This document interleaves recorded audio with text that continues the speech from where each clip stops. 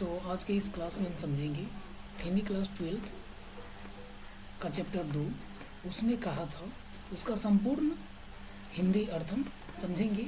ये आपका है बुक है दिगंत भाग 2। आज इसका हम समझेंगे जो चैप्टर 2 है उसके विषय में। तो इसमें जो लिखा हुआ था वो छोटा छोटा था, दिख नहीं रहा था, इसलिए आपको हम लाइन बाय लाइन टोटल यहाँ पर लिख दिए हैं ताकि आपको क्लियर पूरा दिखाई दे। तो आप बने रहिए वीडियो में और कॉपी और कलम लेकर के बैठ जाइए, क्योंकि जो जो नोट हम आपको बताएंगे वो आपको लिखना पड़ेगा। तो चलिए शुरू करते हैं। तो उसने कहा था जो चैप्टर है उनका लेखक है चंद्रधर शर्मा गुलेरी जी हैं। चंद्रधर शर्मा गुलेरी। चंद्रधर शर्मा गुलेरी का जो जन्म हुआ था वो 7 जुलाई 1883 ईस्वी को जयपुर में हुआ था। चंद्रधर शर्मा गुलेरी जी का जन्म कहाँ हुआ था? जयपुर में हुआ था 7 जुलाई 1883 ईस्वी को। उनके पिता का नाम पंडित शिवराम थे। उनके बचपन में जो शिक्षा हुआ वो संस्कृत से हुआ।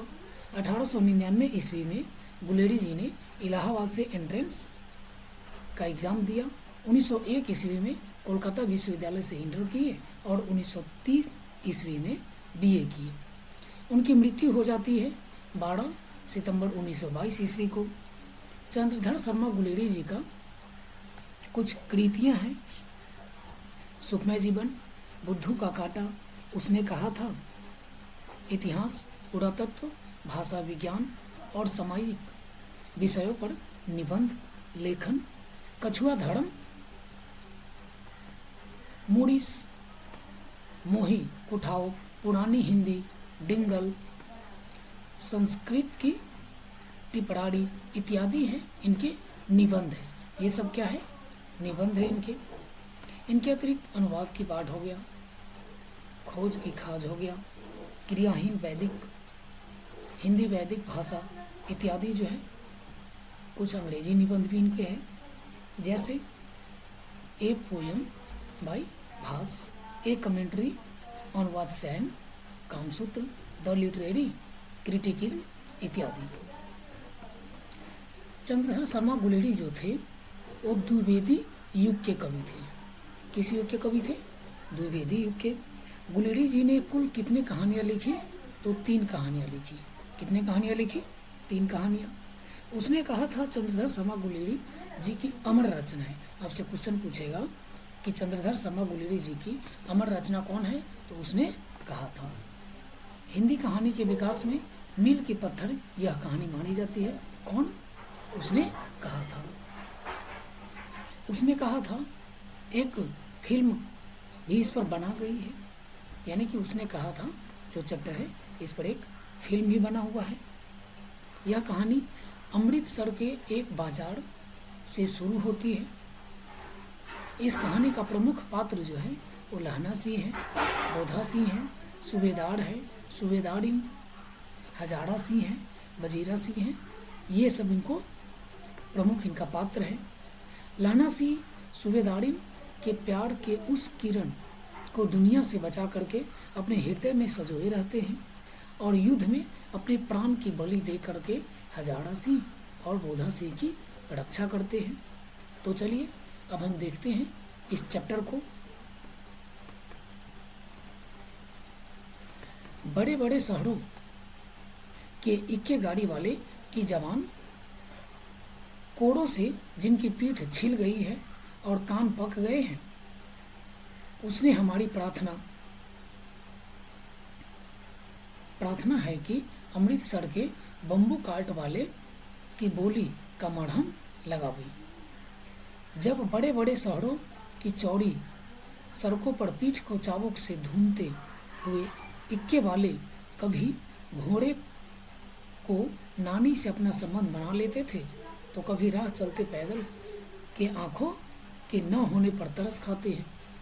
यानी कि बड़े बड़े शहरों में गाड़ी वाले जब बैलगाड़ी लेकर के जाते थे तो उनका जब पीठ पर चाबुक मारते थे तो उनका घोड़े से उनके नानी का संबंध बना लेते थे। जैसे कहते हैं ना कि चल तेरी नानी मर गई, चलता नहीं है जोर से। कभी कभी राह चलते पैदल आंखों के न होने पर तरस खाते। अब जैसे कि आगे कोई व्यक्ति आ गए तो उनको कह देते हैं ना कि आपके पास आंख नहीं है, दिख नहीं रहा है, कहीं आ जाते तो, यानी कि चपा हो जाते तो इस प्रकार से अपना कहते थे। संसार भर की गलानी, निराशा और क्षोभ के अवतार बने नाक की सीधी चली जाती थी। तब अमृत सर में उनकी बिरादरी वाले तंग चक्करदार गोलियों में हर एक लड्डी वाले ठहर कर सब्र का समुद्र उमड़ कर बच्चों को खालसा जी, हटो भैया जी, यानी कि बच्चों को जी करके उनको हटाते हैं कि भैया जी हटो, ठहरना भाई, रुक जा, आने दो लाला जी। ये सब यानी कि उनके बात थे जब यानी कि बैलगाड़ी को लेकर के चलते थे। तो गन्ने और खोमचे और भड़े वाले जंगल में राह खेते थे। क्या मजाल है कि जी और साहब बिना सुने किसी को हटना पड़े, यानी कि जब तक जी और साहब नहीं कहते थे तब तक रास्ते से हटता ही नहीं था। यह बात नहीं कि उनकी जीभ नहीं चलती, जीभ चलती थी और मीठी छुरी की तरह चलती थी। हट जा जी ने जोगी कर्मावली, हट जाओ कुत्ता प्यारिये। सृष्टि में इसका अर्थ होता है कि तू जीने योग्य है, तू भोगने योग्य है, पुत्रों को प्यारी है, तेरी उम्र लंबी है, तू क्यों मेरे पहिए के नीचे आना चाहती है, जा बच जा। ऐसे बम्बू काट वाले के बीच में होकर के एक लड़का और एक लड़की चौक की दुकान पर आ मिलते हैं। किस दुकान पर आ मिलते हैं? चौक की दुकान पर आ मिलते हैं। उसके बालों की एक ढीले सूथने से जान पड़ता है कि वे जो दोनों व्यक्ति हैं वो सिख थे। कौन से व्यक्ति थे? सिख थे। वह अपने मामा के केस धोने के लिए दही लेने आया था और यह रसोई के लिए बढ़िया लेने आई थी। दुकानदार एक परदेसी से गूंथ रहा था जो शेर भर गीले पापड़ों की गड्डी को बिना गिनते हटता ही नहीं था, यानी कि पापड़ के गड्ढे ले लिए थे और उसको गिनती कर रहे थे। अब उसी बीच दोनों की बातचीत होती है। पूछते हैं, लड़का पूछते हैं कि तेरे घर कहाँ है? तो कहा मगरे में। और कहा कि और तेरे घर? तो माझे में। यहाँ कहाँ रहती है?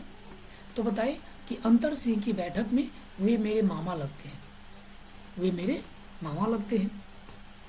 तो इन्होंने कहा कि मैं भी मामा के यहाँ ही आया हूँ। उनका घर गुरु बाजार में है। कहाँ पर है? गुरु बाजार में है। इतने में दुकानदार निपटा और इनको सौदा देने लगा। सौदो लेकर के दोनों साथ साथ चलने लगे। दूर जाकर के मुस्कुराकर पूछा,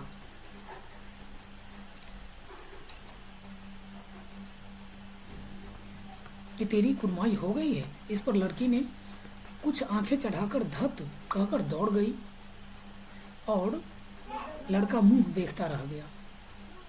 दूसरे तीसरे दिन इसी प्रकार से अपना मिलते थे, कभी दूध वाले के यहाँ, कभी सब्जी वाले के यहाँ। अकस्मात दोनों अचानक मिल जाते थे।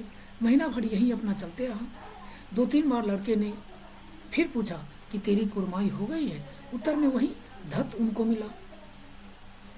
एक दिन जब फिर लड़के ने वैसे ही हंसी में चिढ़ाने के लिए पूछा, तब लड़के की संभावना के विरुद्ध बोली कि हाँ हो गई है। लड़का ने पूछा कब?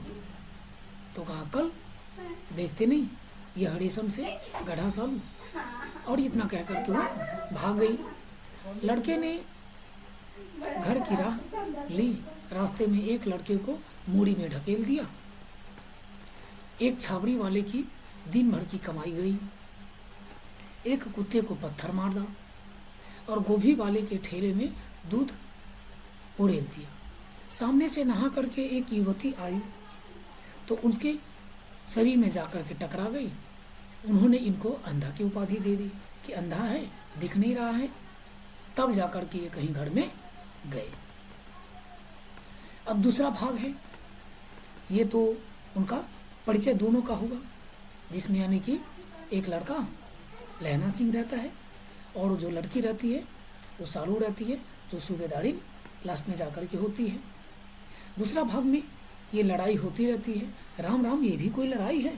दिन रात खंदकों में बैठे, हड्डियाँ अकड़ गई। लुधियाने से 10 गुना ज़्यादा यहाँ है।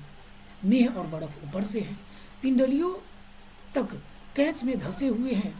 गनीम कहीं दिखता नहीं।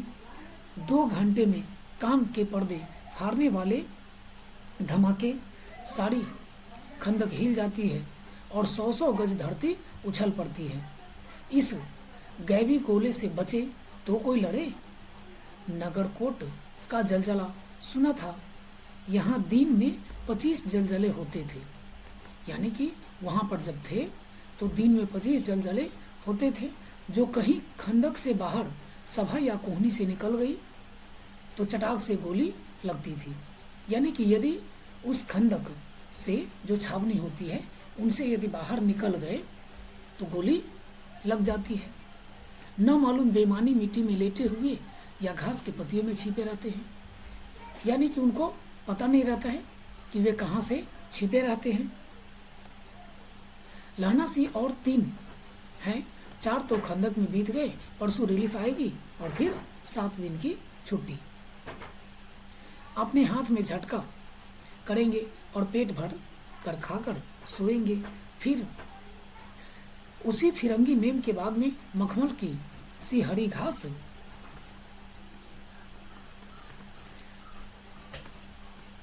फल और दूध की वर्षा कर देती है। लाख कहते हैं लेकिन वो दाम नहीं लेती। कहती है कि तुम राजा हो, मेरे मुल्क को बचाने आए हो, हम तुमसे पैसा नहीं लेंगे। 4 दिन तक पलक नहीं झपकी। बिना फेरे घोड़ा बिगड़ता है और बिना लड़े सिपाही। तो मुझे रंगीन चढ़ाकर मार्च का हुक्म मिल जाए, फिर जर्मनी को अकेला मारकर न लौटूं तो दरबार साहब की देहली पर मत्था टेकना नसीब ना हो। यानी कि इन्होंने कहा कि हमको अकेले छोड़ दिए तो मैं जर्मन को अकेला मार करके यदि न लौटूं तो फिर आपको यहाँ पर मुंह नहीं दिखाएंगे। पाजी कहीं के कलो घोड़ों के संगीन देखते ही मुंह फाड़ देते हैं और पैर पकड़ने लगते हैं। यो अंधेरे में 30-30 मन का गोला फेंकते हैं। उस दिन धावा किया था, 4 मील तक एक जर्मन पीछा नहीं छोड़ा और पीछे से जनरल ने हटने का कमान तो नहीं दिया, नहीं तो सीधे बर्लिन पहुंच जाते। सूबेदार हजारा ने मुस्कुराया, कहा कि लड़ाई के मामले में जमदार या नायक को चलाए नहीं चलती। बड़े अफसर जो कहते हैं वही करते हैं और वे अफसर जो होते हैं वो दूर तक सोचते हैं। 300 मील का सामना करना था, यदि एक तरफ बढ़ जाते तो फिर उधर से रिटर्न भी तो आना था, तो कैसे क्या होता? सूबेदार जी सच है, लहना सिंह बोला, पर क्या करे, हड्डियों में जाड़ा धंस गया है, सूर्य निकलता ही नहीं और खाई के ने दोनों तरफ से चंबे की बावलियों के सोते झील झड़ रहे हैं। एक धावा हो जाए तो गर्मी आ जाए। उद्यमी उठ, सिगड़ी कोले में डाल। वजीरा तुम 4 जन यानी 4 आदमी बाल्टी लेकर के और खाई का पानी जो है वो बाहर फेंको। यानी कि कहा कि आप लोग 4 आदमी मिल करके और खाई गड्ढा जो था उसका पानी बाहर फेंकिए। वहाँ से शाम हो गई, खाई के दरवाजे का पहरा बदल दे। यानी कि पहरा जो था वो यानी कि एक आदमी यहाँ से वहाँ चले जाओ। यह कहते सूबेदार सारी खंदक में चक्कर लगाने लगा। यानी कि सूबेदार सारे खंदक में क्या करने लगे? चक्कर लगाने लगे। वजीरा सिंह पलटन का विदूषक था। आपसे क्वेश्चन पूछा जाएगा कि वजीरा सिंह कौन था, तो पलटन का विदूषक था। बाल्टी में गंदा पानी लेकर के खाई के बाहर फेंकता हुआ बोला, मैं पौधा बन गया हूँ। लहना सिंह ने दूसरी बाल्टी भर उसके हाथ में देकर कहा, अपनी बाड़ी के खरबूजों में पानी दो, ऐसा खाद पानी पंजाब भर में नहीं मिलेगा। हाँ, देश क्या है, मैं तो लड़ाई के बाद सरकार से यहाँ 10 घुमा जमीन मांगूंगा, यानी कि 10 बीघा जमीन मांगूंगा और यहीं पे अपना फल के बूटे लगाऊंगा और यहीं पे रहूंगा। और लाड़ी को यहाँ बुला लेंगे, या वहीं दूध पिलाने वाली फिरंगी मैम को बुला लेंगे। अब कहते कि चुप कर, यहाँ वालों को शर्म नहीं आती, देश देश की चाल है, आज तक मैं उसे समझा न सका। सीख तंबाकू नहीं पीते, वह सिगरेट देने में हट करती है, ओठों में लगाना चाहती है, और मैं पीछे हटता हूँ तो समझती है कि राजा बुरा मान गया और मेरे मुल्क के लिए लड़ेगा नहीं। अच्छा, अब बोधासी कैसा है? अच्छा है। जैसे मैं जानता हूँ ना, हो रात भर तुम अपने दोनों कंबल से उसे उठाते हो और आप सिगड़ी के सहारे गुजर करते हो, यानी कि दोनों कंबल आप उनको दे देते हैं लहनासी, और अपने सिगड़ी से अपना गुजर कर लेते हैं। उसके पहरे पर आप अपने पहरे देते हैं, अपनी सूखी लकड़ी के तख्ता जो होते हैं वो उनको दे देते हैं और उन पर वे सोते हैं, और आप अपने कीचड़ में पड़े रहते हैं। तुम न मादे पड़ जाना, जाड़ा क्या है मौत, निमोनिया से मरने वाले को मुरब्बे नहीं मिला करते। यानी कि लाना सी ने क्या करते हैं कि उनको सेवा कुछ ज़्यादा ही करते रहते हैं, अपना हर चीज़ उनको दे देते हैं। मेरा डर मत करो, मेरा डर मत करो, मैं तो बुलेल की खंड के किनारे मरूंगा। इन्होंने कहा कि मैं तो बुलेल की खंड के किनारे मरूंगा, भाई किरत सिंह की गोदी में मरूंगा, उसका वो सिर में मेरा वहाँ होगा, और हम अपने हाथ से जो लगाए हैं आम के पेड़ वहाँ उसकी छाया होगी। वजीरा सिंह ने तयोड़ी चढ़ाकर कहा, क्या मरने मरने की रट लगाई हो, मरे जर्मनी और तुर्क वाले। हाँ भाइयों, कुछ गाओ। हाँ कैसे? कहा कि दिल्ली शहर ते पिसौर न जा दिए, कर लेना लौंगा दा व्यापार मोड़िए, कर लेना ना देर सौदा अड़िए, ओए लाना चटका कदुए ना, कद्दू वन नाए मज़ेदार बोड़िए, हुन लगा चटका कद्दुए ना। यानी कि इनका अर्थ क्या है कि ये दिल्ली शहर के पेशावर को जाने वाली मंडी में लौंगों का व्यापार कर लेना, अरे नारे का सौदा भी कर लेना, ओए अब कद्दू चखना है, ये गोरे वर्ण वाली कद्दू अत्यंत स्वादिष्ट पका है, अब हमें कद्दू चखना है। कौन नहीं जानता कि दाढ़ी वाले घरवाड़ी सिख ऐसे लुच्चे गीत गाएंगे, यानी कि कोई जानता नहीं था कि ऐसा गीत गाएंगे, पर इस गीत को सुन करके सारी खंदक जो थे छावनी वे गूंज उठी और सिपाही फिर से ताजे हो गए, मानो कि 4 दिन से सोते और मौज से ही करते रहे। तीसरा भाग आता है, पहर दो पहर रात बीत गई, अंधेरा है, सन्नाटा हुआ, बोधा सी खाली बिस्किट के तीनों पर अपना दोनों कंबल बिछा करके लहना सी के 2 कंबल और एक बड़ान कोट ओढ़कर सो रहा था। लहना सी पहरे पर खड़ा हुआ था, एक आंख खाई के मुंह पर और एक आंख बोधा सी के दुबले शरीर पर था। बोधा सी ने कराहा जोर से। इन्होंने पूछा, क्यों बोधा भाई क्या है? कहा कि पानी पिला दो, पानी पिला दो। लहना सी ने गया कटोरा उसके मुंह में लगाकर पूछा, कैसे हो? पानी पीकर बोधा बोला, कंपनी छूट रही है, यानी कि जो होता है ना कि थरथराते हैं ठंडी के कारण, रोम रोम में तार दौड़ रही है, दांत भी बज रहे हैं, यानी कि दांत जो कटकटाते हैं वैसे बज रहे हैं। अच्छा मेरी जर्सी पहन लो। तो इन्होंने कहा कि मेरी जर्सी पहन लो लहना सी। तो इन्होंने कहा कि नहीं, तुम क्या पहनोगे? तो इन्होंने कहा कि मेरे पास सिगड़ी है, मुझे गर्मी लगती है, पसीना भी आ रहा है ना, मैं नहीं पहनता, 4 दिन से तू मेरे लिए क्या कर रहा है मैं जानता हूँ, मैं नहीं पहनूंगा। हाँ, याद आई, मेरे पास दूसरी गर्म जर्सी है, आज सवेरे ही आई है। विलायत से मेम बुन बुन कर भेज रही है, गुरु उनका भला करे। यो कह करके लाना सिंह ने अपना कोट उतार करके और जर्सी उतारने लगे। सच कहते हो? कहा कि हाँ सच कहते हैं, और तो क्या, झूठ नहीं। यो कह करके नहीं तो करते बोधा उसने ज़बरदस्ती जर्सी पहना दिया और अपने खाकी वर्दी में अपना रहने लगे। कुर्ता भड़ में पहन करके पहड़े पर आ खड़ा हुआ। मेम की जर्सी की जो कथा सुनाई थी वो केवल कथा थी, रियलिटी नहीं था। आधा घंटा बीता, इतने में खाई के मुंह से आवाज़ आई, सूबेदार हजारा सिंह। कौन? लेफ्टिनेंट साहब। हुकुम हुजूर। कह करके सूबेदार तन करके फौजी सलाम करके सामने आया। हुआ देखो, इसी दम दावा करना होगा। मील भर की दूरी पर एक कोने में जर्मन खाई है, वहाँ 50 जिहाद जर्मन नहीं है।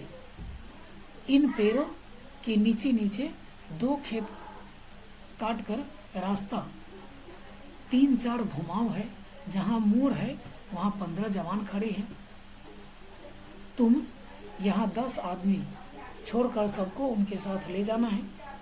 जा करके वहाँ पर मिलो, खंदक छीन कर वहीं जब तक हुक्म ना मिले वहीं डटे रहो। यानी कि तुम जाओ और जब तक मेरा हुक्म ना हो तब तक वहीं पे डटे रहना। चुपचाप सब तैयार हो गया। बोधा सिंह भी कम्बल उतार करके अपना चलने लगे। तब लहना सिंह ने उसे रोका। लहना सिंह आगे हुआ। तब बोधा सिंह के बाप सूबेदार ने उंगली से बोधा को इशारा दिया। बोधा सिंह के बाप कौन है? सूबेदार है। इशारा दिया। लहना सिंह समझ करके अपना चुप हो गए। 10 आदमी कौन रहे? इस बड़ी लज्जित हुई लहना सिंह समझा बुझाकर सूबेदार ने मार्च किया। लेफ्टिनेंट साहब की सिगड़ी के पास मुंह फेर कर खड़े हो गए और जब सिगरेट निकाल कर सुलगाने लगे, 10 मिनट बाद उन्होंने लहना की ओर हाथ बढ़ाकर कहा कि लो तुम पियो। यानी कि सिगरेट उनको भी देते हैं।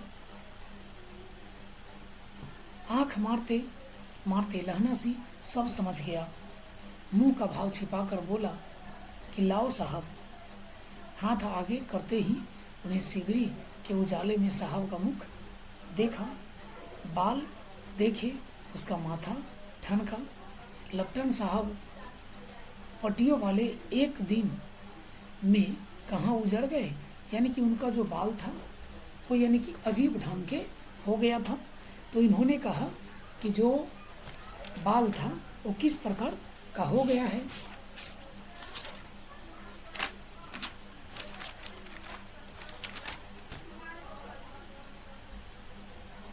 शायद शराब पिए हुए उन्हें बाल काटने का मौका मिल गया।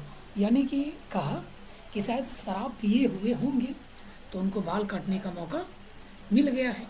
लहना सिंह उसे जांचना चाहा कि लेफ्टिनेंट साहब 5 वर्ष से उनके रेजिमेंट में थे। यानी कि लेफ्टिनेंट साहब जो थे कितने वर्षों से थे? 5 वर्षों से उनके यहाँ रेजिमेंट में काम करते थे। क्यों साहब, हम लोग हिंदुस्तान कब जाएंगे? कहा लड़ाई खत्म होने के बाद ही जाएंगे। क्यों, यहाँ का देश पसंद नहीं? नहीं साहब, पसंद तो है, लेकिन शिकार के हुए मजे यहाँ कहाँ। याद है परसाल नकली लड़ाई के पीछे हम और आप जगाधारी जिले में शिकार करने गए थे। हाँ हाँ वही।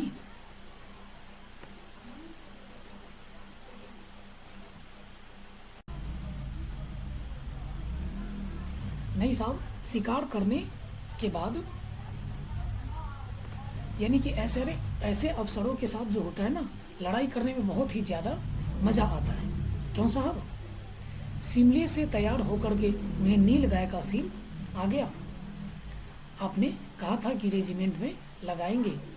अब इतना बात बोलने पर उन्होंने विलायत भेज दिया। यानी कि उन्होंने इनको डांट दिया, कहा कि हाँ हाँ वो हम विलायत भेज दिए। कहाँ भेज दिए? विलायत भेज दिए। हाँ, उसका जो सींग था वो 2 फुट के तो होंगे। कहा कि नहीं नहीं, 2 फुट 4 इंच के सींग था। तुमने सिगरेट नहीं पिया? पीता हूँ साहब, दिया सलाई ले आता हूँ। और इतना कह करके और खंदक में चले गए। और उन्होंने झटपट से निश्चय किया कि अंधेरे में किसी को सोने वाली से टकरा गए। उन्होंने सोने वाले पूछा कौन? तो बोला वजीरा सिंह। हाँ, क्यों लहना, क्या कयामत आ गई? जरा तो आँख लगने दी होती। यानी कि इन्होंने कहा कि जरा आँख लगने दी होती।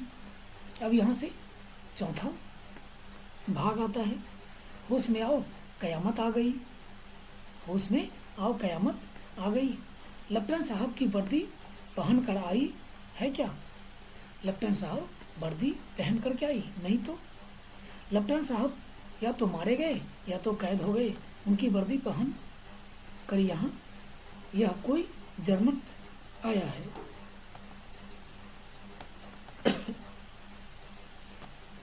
सूबेदार ने इसका मुंह नहीं देखा, मैंने देखा और बातें की है। एकदम उर्दू बोलता है, यानी कि खर्राटे उर्दू बोलता है, पूरा के पूरा उर्दू बोलता है, और वो भी किताबी उर्दू। और मुझे सिगरेट पीने को दिया। तो अब क्या करोगे? अब तो मारे गए, धोखा हुआ मेरे साथ। सूबेदार कीचड़ में चक्कर काटते फिरेंगे और यहाँ खाई पर धावा हो जाएगा। उन पर खुले में धावा होगा। उठो, एक काम करो, पलटन के पैरों का निशाना देखते देखते तुम वहाँ पर जाओ। पलटन के यानी पैरों का निशान देखते देखते वहाँ पर तुम जाओ। वे बहुत ज़्यादा दूर तक तो गए नहीं होंगे। सूबेदार से कहो कि एकदम लौटा आए। खंदक की बात झूठ है, खंदक के पीछे से निकल जाओ, पता तक न खड़के, यानी कि किसी को पता नहीं चले। देर मत करो, हुक्म तो यह है कि यहीं रहो। कहा कि तेरी हुक्म तो ऐसी है।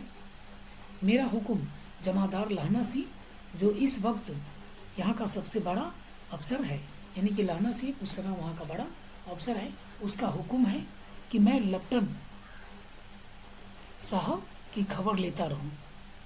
पर यहाँ तो तुम 8 ही हो ना? कहा कि 8 नहीं, 10 लाख। एक अकलिया सिख 1.25 लाख के बराबर होते हैं।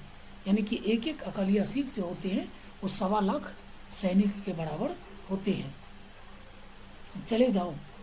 लौट कर खाई के मुहाने पर लहना सिंह दीवार से चिपक गए। उसने देखा कि लेफ्टिनेंट सिंह ने जेब से बेल और बराबर के 3 गोले निकाल लिया जेब से और निकाले और तीनों को जगह जगह खंदक के दीवार में घुसेर दिए और तीनों में एक तार लगा दिया और तार की सूत एक गुत्थी थी जिसे सिगड़ी के पास देखा। बाहर की तरफ दिया सलाई जलाकर गुत्थी पर रखने लगे।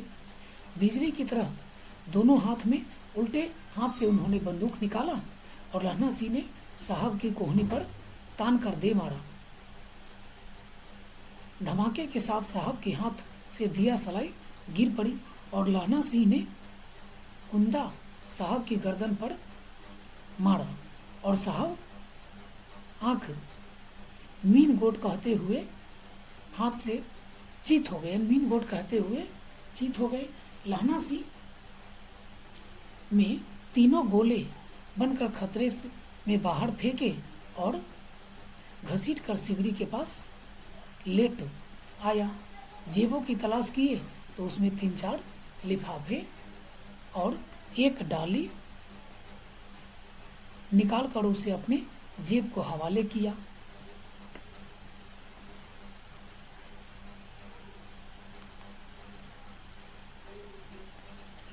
साहब की जब मूर्छा टूटी तो लहना सिंह हंस कर बोला, क्यों लेफ्टिनेंट साहब, मिजाज कैसा है?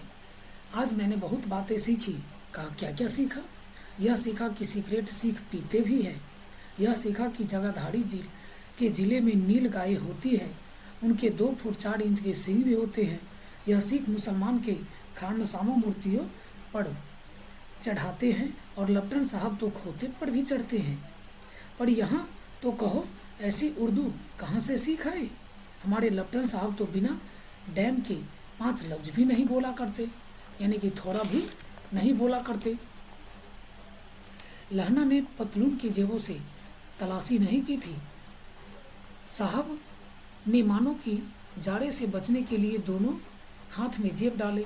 लहना सी कहता गया, चालाक तो बड़े हो, पर माझे का लहना इतने बरस लेफ्टिनेंट साहब के साथ रहा, उसे चकमा देने के लिए 4 आंखें चाहिए। 3 महीने हुए एक तुर्की मौलवी मेरे गांव के नीचे मंजा बिछाकर हुक्का पीता रहा और कहता कि जर्मनी वाले बड़े पंडित होते हैं और वेद पढ़ पढ़ कर उसमें विमान चलाने की विद्या आ जाती है। गौ को नहीं मारते, हिंदुस्तान में आ जाएंगे तो हम गौ हत्या बंद करवा देंगे। यानी उन्होंने कहा कि हम हिंदुस्तान यदि आ जाएंगे तो क्या हम गौ हत्या को बंद करवा देंगे। डाक खाने से रुपए निकाल लो, सरकार खत्म होने वाली है। ये अब लोगों को चढ़ाते थे कि डाक खाने से क्या करो, रुपया निकाल लो। सरकार के राज्य जाने वाली है। डाक बाबू पुलहू राम भी डर गया था। मैंने मुल्ला जी के दाढ़ी मूड दी और गांव से बाहर निकालकर कहा था, जो मेरे गांव में अब पैर रखोगे तो समझ जाना कि क्या होगा।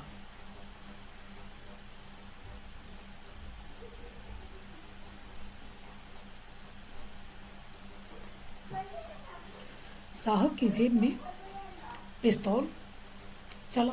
लहना सिंह के जांघ में गोली लगी। इधर लहना की हेनरी मार्टिनी के 2 रुपए फायरों की साहब की कपाल क्रिया कर दी। धड़ाका सुनकर सब दौड़ आया और जैसे ही सुने तो सारा के सारा दौड़ आए।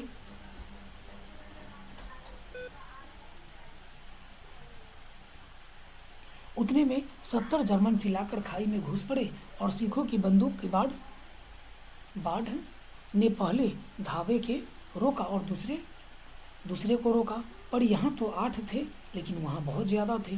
अचानक आवाज़ आई कि वाह गुरुजी फतह, वाह गुरुजी खालसा, और धड़ाधड़ बंदूक की आवाज़ें अपना फायरिंग होने लगा। इन मौके पर जर्मन की 2 चक्की पाटों के बीच आ गई और सामने लहना सिंह के साथियों को संगीन चल रहे थे। पास आने पर पीछे वाले भी संगीन पिनोरा शुरू कर दिया। एक किलकारी और हो गई कि अकाल सिख की दी फौज आई, वाह गुरुजी फतह, वाह गुरुजी भी खालसा, सत श्री अकाल पुरुष। और लड़ाई खत्म हो गई। 63 जर्मन खेत रहे। कड़ा तो पलसी की एक गोली लगी, उसे घाव बंद खंदक की गीली मिट्टी से पूरा कर लिया। बाकी सफा कसकर कमरबंद में लेटे गए, लपेट लिए। किसी को खबर तक न पहुंची कि लहना सिंह को दूसरा घाव हुआ है। यानी कि लहना सिंह को दूसरा घाव था कि नहीं था, ये किसी को पता नहीं था। लड़ाई के समय चांद निकाल आया। चांद ऐसा कि जिसके प्रकाश से संस्कृत कवियों दिया हुआ छई नाम सार्थक होता, और हवा ऐसी चल रही थी कि जैसी बाण भट्ट की भाषा चल रही हो। दंतबोनी उपदेशाचार्य कहलाती है। वजीरा सिंह कह रहा था कि कैसे मन भर फ्रांस की भूमि में बुट्टों से चिपक रही थी, और जब मैं दौड़ा सूबेदार के पीछे गया था तो सूबेदार लहना सिंह का सारा हाल सुना और कागजात पाकर उसकी तुरंत बुद्धि को सराह रहे थे और कह रहे थे कि तू न होता तो आज सब मारे जाते। यानी कि उन्होंने कहा कि तू नहीं होता तो सारा के सारा क्या होता, मारे जाते। इस लड़ाई की आवाज़ 3 मील दाहिने खाई वाले पुरुषों ने सुन ली थी। उन्होंने पीछे से टेलीफोन कर दिया था। वहाँ झटपट 2 डॉक्टर और बीमार गाड़ी ढोने लगी, जो कोई 1.5 घंटे के अंदर पहुंच जाती है। फील्ड अस्पताल नज़दीक था, सुबह होते होते वहां पर पहुंच जाएंगे, इसलिए मामूली पट्टी बांध ली थी। गाड़ी में घायल लिटाए और दूसरी गाड़ी में अपना लाशें रखने लगे और सबको कहाँ पहुँचाने लगे? हॉस्पिटल पहुँचाने लगे। लहना सिंह को छोड़कर सूबेदार जाते ही नहीं थे। यह देख लहना ने कहा कि तुम्हें बोधा की कसम है और सूबेदारिन की सौगंध है जो इस गाड़ी में न चले जाओ। तो इन्होंने कहा कि और तुम? कहा मेरे चिंता नहीं करो, मैं दूसरी गाड़ी में चला जाऊंगा। और जर्मन के मुरादों के लिए गाड़ी तो आती होगी ना, हम उसी में बैठ जाएंगे। वजीरा सिंह मेरे पास है ना? अच्छा, पर नहीं वो सब नहीं। बोधा गाड़ी पर लेट गया। भला आप भी चढ़ जाओ। सुनिए तो सूबेदार हीरो होरा को चिट्ठी लिखो तो मेरा माथा टेक देना। जब घर जाओ तो कह देना कि मुझसे जो उन्होंने कहा था वो मैंने कर दिया। यानी कि सूबेदारी ने इनको जो कुछ भी कहा था इनको वे कर दिए। गाड़ियाँ चल पड़ी। सूबेदार ने चढ़ते चढ़ते लहना का हाथ पकड़ा। तूने मेरे बोधा के प्राण बचाए, लिखना कैसा? साथ ही घर चलेंगे। अपनी सूबेदारिन को तू ही जाकर के कह देना। उसने क्या कहा था? अब आप गाड़ी में चढ़ जाओ, मैंने जो कहा वो आप लिख देना और कह भी देना। गाड़ी जाते जाते लहना लेट गया। वजीरा पानी दे, मेरा कमरबंद खोल दे, तर हो रहा है। 5वां भाग है। मृत्यु के कुछ समय पहले स्मृति साफ हो जाती है। जन्म भर की घटनाएं साफ साफ आने लगती है सामने। यानी कि जब किसी व्यक्ति का मृत्यु आता है तो पूरे जीवन भर की घटनाएं उसके सामने साफ साफ आ जाती है। जितने यानी कि उनका समय था सबके सब सामने आ जाने लगा, दृश्य आने लगा, बिल्कुल धुंधली हट जाती है। लहना सिंह 12 वर्ष का था। अमृतसर में मामा के यहाँ आया हुआ था। दही वाले के यहाँ, सब्जी वाले के यहाँ उसके एक 8 वर्ष की लड़की मिलती है। उसने पूछा कि तेरी कुरमाई हो गई? तब वहीं धत कह करके भाग जाती है। एक दिन वैसे ही पूछा तो उसे कहा कि हाँ, देखते नहीं रेशम के फूले वाला सालू। सुनते ही लहना सिंह को बड़ा दुख हुआ। यानी कि उनको कुरमाई की बात सुन करके लहना सिंह को क्या हुआ? बड़ा दुख हुआ, क्रोध भी हुआ। वजीरा पानी दे। 25 वर्ष बीत गए। अब लहना सिंह 77 राइफल्स का जमदार हो गया और वह उस 8 वर्ष की कन्या को ध्यान ही नहीं रहा। न मालूम वह कभी मिली थी या नहीं। 7 दिन की छुट्टी लेकर जमीन के मुकदमे में पैरवी करने वह अपने घर गया। वहां रेजिमेंट के अफसर की चिट्ठी मिली कि फौज लाम पड़ जाती, फौरन चले आओ। साथ ही सूबेदार वजीरा सिंह की चिट्ठी मिली कि मैं और बोधा सिंह भी लाम पड़ जाते हैं, लौटते समय हमारे घर होते जाना, साथ चलेंगे। सूबेदार के गांव रास्ते में ही पड़ता था और सूबेदार उसे बहुत चाहता था। लहना सिंह सूबेदार के यहाँ पहुंचा। लहना सिंह कहाँ पहुंच गए? सूबेदार के यहाँ पहुंच गए। बुलाती है जामीला, यानी कि सूबेदारिन उनको बुला रही थी। जामीला। लहना सिंह भीतर पहुंचा। सूबेदारिन मुझे जानती है? कब से? रेजिमेंट के क्वार्टरों में तो सूबेदार के घर के लोग तो नहीं रहे। दरवाजे पर जाकर माथा टेकना कहा। आशीष सुनी। लहना चुप गया। मुझे पहचाना नहीं? तेरी कुरमाई हो गई है? धत कल हो गई, देखते नहीं रेशम बुट्टी वाले सालू अमृतसर में। तो इनको याद आया कि अच्छा, अमृतसर में आप ही मुझे मिले थे। भाव की टकराहट से मूर्छा खुल गई, करवटें भी बदल गई, पसली का घाव बह निकला। वजीरा पानी पिला दे, उसने कहा था। स्वप्न चल रहा था। सूबेदारी कह रही थी, मैं तेरे आते ही पहचान लिया था। एक काम कहती हूँ, तू मेरे तो भाग फूट गए। सरकार ने बहादुरी का खिताब दिया है, लायलपुर में जमीन दी है। आज नमक हलाली का मौका आया, पर सरकार ने हम तीनियों के घरड़िया पलटन क्यों न बना दी, जो मैं भी सूबेदार जी के साथ चली जाती। एक बेटा है, फौज में भर्ती हुए 1 वर्ष हुआ है। उसके पीछे 4 हुए लेकिन एक भी जिया नहीं। सूबेदारी रोने लगी। अब दोनों जाते जाते मेरे भाग तुम्हें याद है एक दिन टांगे वाले का घोड़ा दही वाले की दुकान के पास बिगड़ गया था तो तुमने मेरा प्राण बचाया था।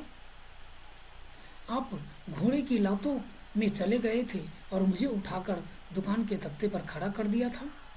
ऐसे ही इन दोनों को बचाना यह मेरी भिक्षा है।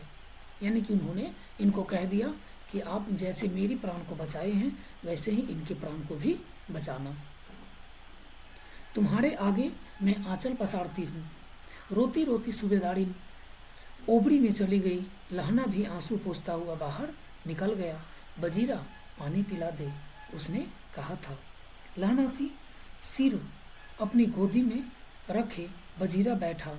जब मांगता तब पानी पिला देते। आधे आधे घंटे तक चुप रहता, फिर बोलता।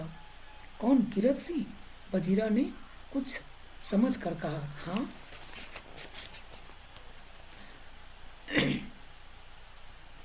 भैया मुझे और ऊंचा कर ले, यानी कि सर को और ऊंचा कर ले। अपने पट पर मेरा सिर रख दे। बजीरा ने वैसा ही किया, रख दिया।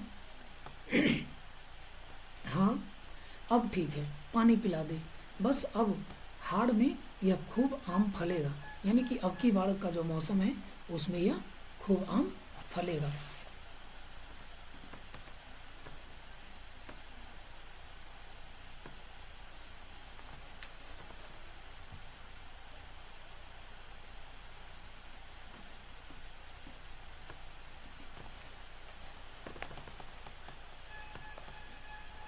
चाचा भतीजा दोनों बैठकर यही आम खाना। जितना बड़ा तेरा भतीजा है उतना ही बड़ा यह आम भी है। जिस महीने उसका जन्म हुआ था उसी महीने मैंने इसे लगाया। बजीरा सी के आंसू टप टप टपक रहे थे। कुछ दिन पीछे लोगों ने अखबारों में पढ़ा, फ्रांस और बेल्जियम 68वीं सूची मैदान में घावों से मरा। नंबर 77 सिख राइफल जमदार लहना सिंह, यानी कि लहना सिंह उनके प्राण को रक्षा किए और अपने को प्राण को बलि दे दिए। हजारा सिंह और बोधा सिंह की रक्षा किए। किसको कहने पर? सूबेदारी को कहने पर। तो अब हम अगले क्लास में इसका क्वेश्चन आंसर आपको कराएंगे। तो तब तक आप लोग क्या कीजिएगा कि इसका भाषा का बात जो है वो आप बना लीजिएगा। भाषा के बात में जैसे कि पहला क्वेश्चन आपका है कि जल, धर्म, नमक, विलायत, फौज, इनका विशेषण बनाना है। उसके बाद मुर्दा, लहू, घाव, झूठ, चकमा, चिट्ठी, घर, राजा, रचना, इन सब का समानार्थी शब्द लिखना है। तो ये आपका होमवर्क है, इनको आप बना लीजिएगा। वैसे मैं इनका क्लास अलग से लूँगा, तो चलिए बाकी रहने देते हैं।